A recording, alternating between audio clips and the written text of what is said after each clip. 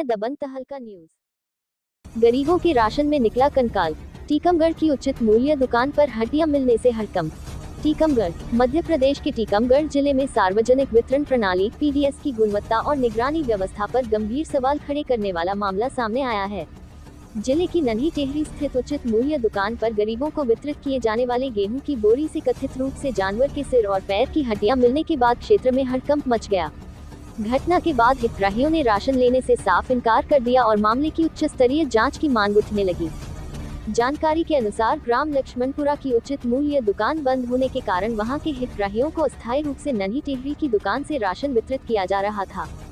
सोमवार को जब हितग्राही कोमल लोधी और परम लोधी राशन लेने पहुंचे और उनके सामने गेहूं की बोरी खोली गई, तब बोरी के भीतर कुछ संदिग्ध वस्तुएं दिखाई दी।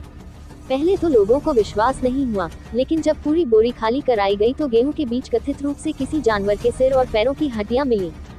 ये दृश्य देखकर मौके पर मौजूद लोग हैरान रह गए।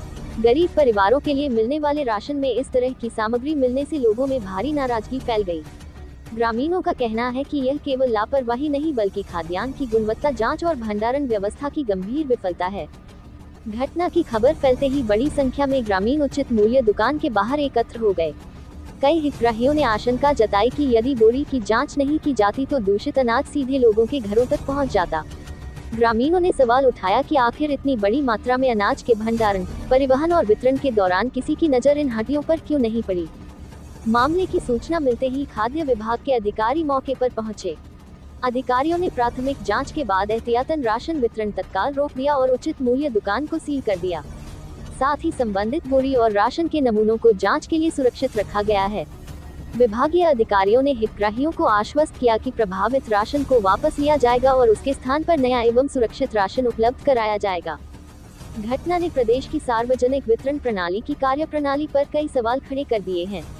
विशेषज्ञों का मानना है कि खाद्यान्न के भंडारण केंद्रों, परिवहन व्यवस्था और उचित मूल्य दुकानों तक पहुंचने वाली सप्लाई चेन की नियमित निगरानी नहीं होने के कारण ऐसी घटनाएं सामने आती हैं। यदि अनाज की गुणवत्ता की समय समय पर जांच होती रहे तो इस प्रकार की स्थिति से बचा जा सकता है। ग्रामीणों और स्थानीय जनप्रतिनिधियों ने मांग की है कि यह पता लगाया जाए कि हड्डियां अनाज की बोरी में किस स्तर पर पहुंची भंडारण केंद्र, परिवहन या वितरण स्थल पर।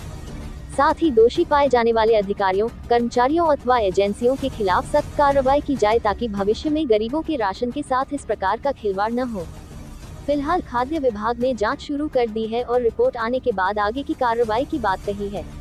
लेकिन इस घटना ने एक बार फिर यह सवाल खड़ा कर दिया है कि गरीबों के लिए भेजे जाने वाले खाद्यान्न की गुणवत्ता सुनिश्चित करने की जिम्मेदारी आखिर किसकी है, और यदि व्यवस्था में इतनी बड़ी चूक हो रही है तो उसकी जवाबदेही कौन तय करेगा।